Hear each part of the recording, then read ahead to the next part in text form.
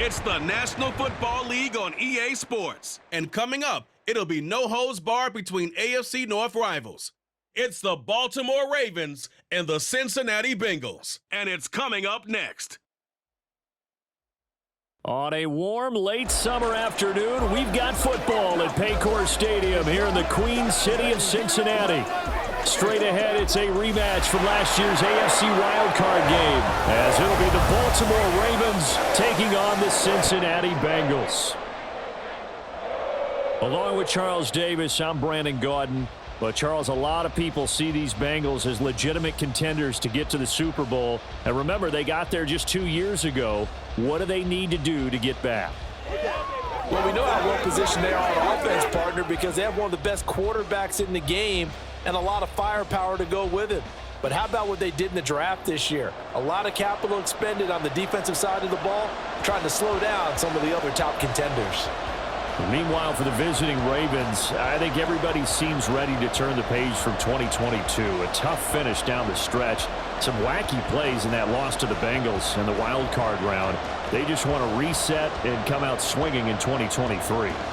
Oh, I love how you just expressed that. You're exactly right. Reset and come out and playing Ravens football again. And look, they had some anxious moments in the offseason. Now, a sigh of relief. They have their key pieces in place. They're ready to attack. We are set to go. Evan McPherson to do the honors, and we are underway from Cincinnati. On the return, Devin Duvernay. And he won't get this to the 20-yard line as he's down at the 19. The Ravens offense set to go to work, and it's Lamar Jackson now in his 6th NFL campaign who will lead the way. All the talk of Jackson leaving the Ravens this offseason was just that. Talk as the two sides hammered out a deal that made him the highest paid player in the NFL. And why would they want to separate? When he has the ball in his hands, great things typically happen. Let's go right here.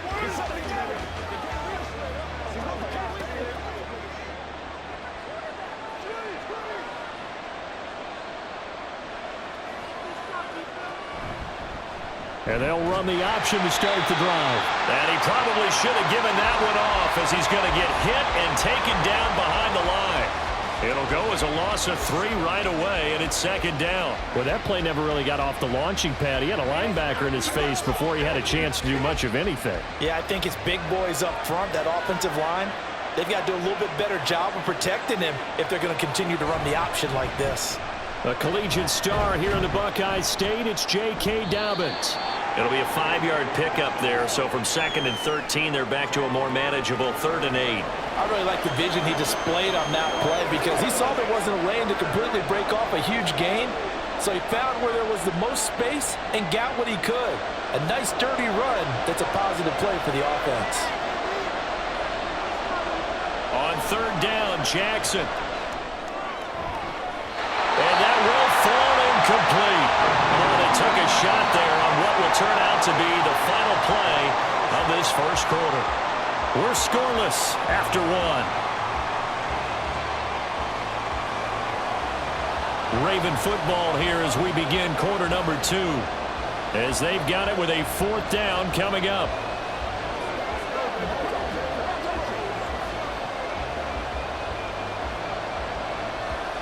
Facing 4th down, Baltimore will punt. Jordan Stout out there. Back deep for Cincinnati, the rookie Charlie Jones. Take it at the 37. It'll be 37 yards there on the punt. And the Bengals take over 1st and 10. The Bengals now set for their first possession, and it's Pro Bowler Joe Burrow who leads this offense in his 4th season now out of LSU. Burrow may be young in his career, but he's helming the Bengals to one of the best stretches they've ever seen. 12 wins last year, which matched the team record, and they made the conference championship game in back-to-back seasons for the first time ever. At the center of it all is the man they call Joey B. 35 touchdown passes last year and almost 4,500 yards. They will throw on 1st down with Burrow. That one taken in by T. Higgins. Now the Bengals going to use the first of their timeouts as they get the stoppage with just under 50 seconds remaining in half number 1.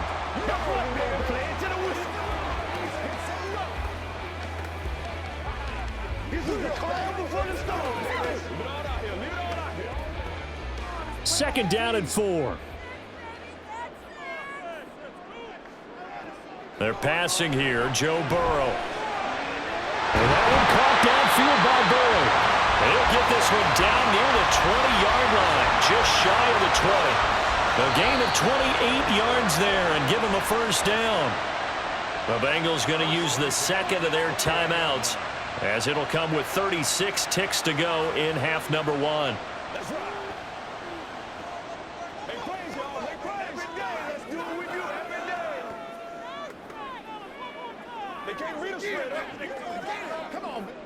Could we get a touchdown in this first half after all? It's 1st and 10. From the shotgun, it's Burrow. This goes out wide for Mixon. It'll be a gain of 5, and it'll be second down. All defenses worry that whenever anyone catches the ball and has a head of steam come out of the backfield, it can turn into a big play with missed tackles or he runs through people. But they were right there waiting, and they stopped him for a minimal gain. And Burrow's saying, let's go, let's go. Throwing again on second down. Burrow. Now a timeout signaled for, and they'll get it with 10 seconds to go before halftime.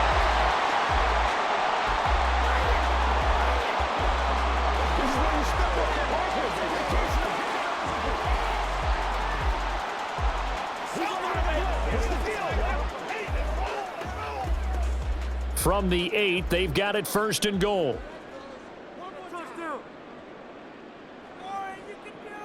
Now it's Burrow. That's to the pylon and incomplete. And down here, 1st and goal, if it's not there, don't force it. You've got at least 2, if not 3 more shots at it. So that's a wise move to get rid of it. Now with 5 seconds left, not really enough time to run another play and then stop it. So on comes the field goal unit. McPherson's kick is good. And we have action on the scoreboard just before halftime. It's 3-0. So an opening drive field goal maybe doesn't whip this crowd into a frenzy, but I think that they will take the early lead. There's no doubt about it. They will always take the early lead, and maybe that celebration comes later if they play well and they can break things open. But right now, this is all about letting the offense just get settled in.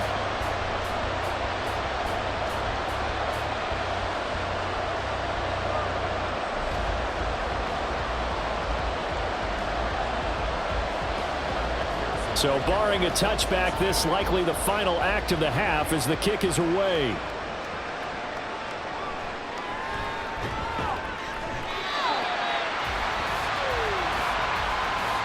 So we've reached halftime here in the Queen City, and it's the Bengals leading this one. As we'll send you down to Orlando, and we check in with Jonathan Coachman for our EA Sports Halftime Report. Coach.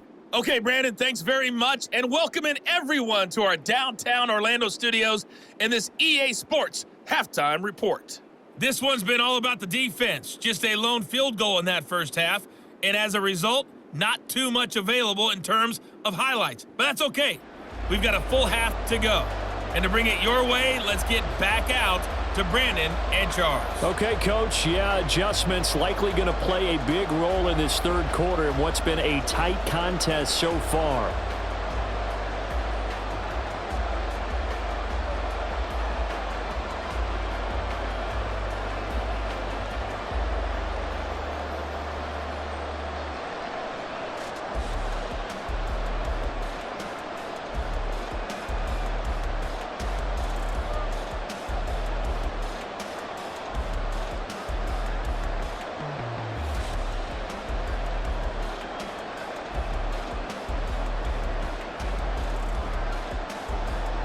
Just one field goal and a tightly played first half as we resume action here in quarter number 3.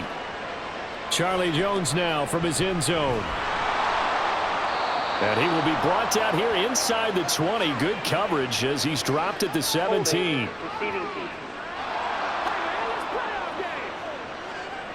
They were trying to create some space to run. They created the penalty. And you work on it so much. You work on it so hard. But it's tough to simulate game speed in practice, and that often runs you into a penalty. A very costly holding penalty. It backs them up all the way inside their 10 to start this drive. They'll send a receiver in motion to the left. Here's a fake on the jet sweep, and a run up the middle with Mixon. And he'll find some room to get this up to about the 14.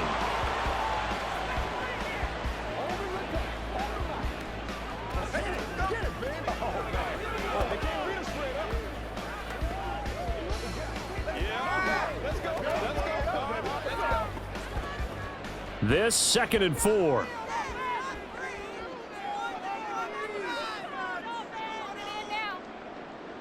Here's Burrow. Man open, that's Jamar Chase complete. And he works it across the 25 before being tackled.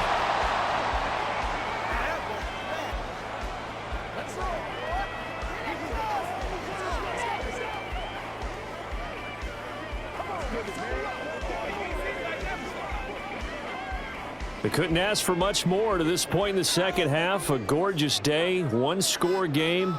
1st and 10 here. Out of the gun, it's Burrow. A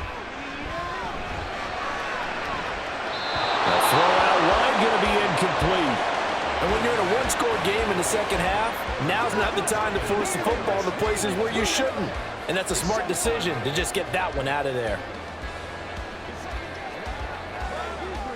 A good action to this point in the third quarter. Just a 3-point game. 2nd and 10.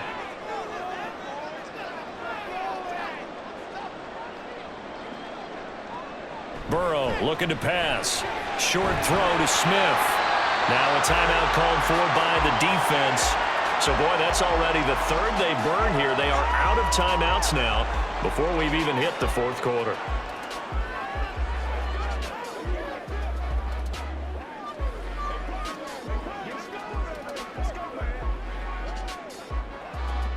They are in need of 6 yards here if they hope to move the chains.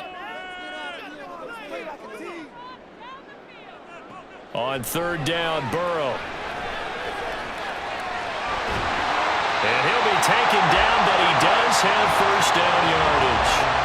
That's good for 9 yards as they convert on the 3rd down play. He's been patient this entire game, waiting for the perfect moment to surprise them with a quarterback keeper. There he catches him off guard and converts his first rush of the game into a 1st down. Gotta love that efficiency. Now Burrow on 1st down. And that is incomplete. He couldn't hold on through the contact. Brings up 2nd down. He did a fine job there of not hitting him before the ball arrived, and I've got to tell you, you can often mistime that play because of the angles of approach. When you're going to get him, sometimes you panic as well and think, I've got to be there right now. Instead, in this case, timed it perfectly and knocked it free. Another throw on 2nd down, and this one incomplete as well. It's easy to see when we review this that the ball needs to come out quicker, because if you don't throw it right on the break, you bring a crowd of people into the equation. And that's why it got knocked away there. And this should be the final play before the quarter ends. Here's Burrow setting up to throw it. Work in the middle of the field, and he's got a man complete. And he's going to be taken down with the 1st down at the Ravens' 34-yard line. We have played 3 quarters. You are watching the NFL on EA Sports. Back now in Cincinnati. It's been a very hotly contested game to this point. Just a field goal separating these two teams as we get set for the fourth quarter.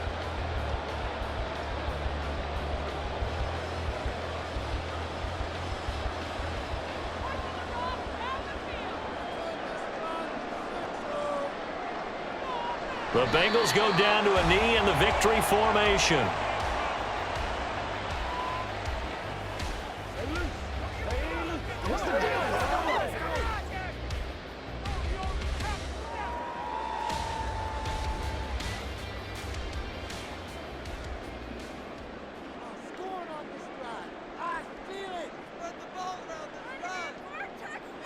Burrow down to a knee, and that should be the final act of this one. Brandon, I can just tell you from experience, there's nothing like pitching a shutout on defense, but even more so when it's a tight game.